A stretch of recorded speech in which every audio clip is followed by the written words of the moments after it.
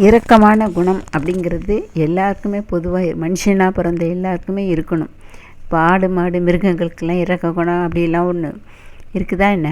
மனுஷனுக்கு மட்டும்தான் அந்த இரக்க குணம் இருக்குது. அந்த இரக்க குணத்தை பலகீனமாக பயன்படுத்தி நிறைய பேர் ஏமாற்றுவாங்க.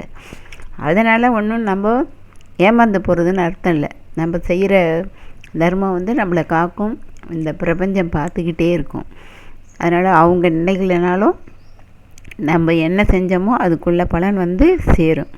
ஆனால் காலபுருஷ தத்துவப்படி சில ராசிகள் இரக்க குணத்தினால நிறைய பேர் ஏமாந்து போவாங்க.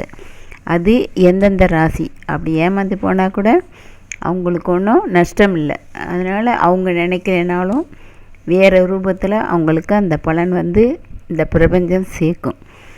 அது காலபுருஷ தத்துவப்படி எந்தெந்த ராசி அப்படின்னா ரிஷபம், மிதுனம், கடகம், கன்னி, விருச்சகம், தனுசு, மீன ராசிகள். இந்த ராசிகளுக்கெல்லாம் இயற்கையிலேயே இரக்கமான குணம் இருக்கும்.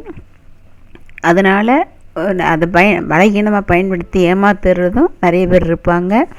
ஏமாந்து போனாலும் அந்த பலன் கண்டிப்பாக அவங்களுக்கு கிடைக்கும்.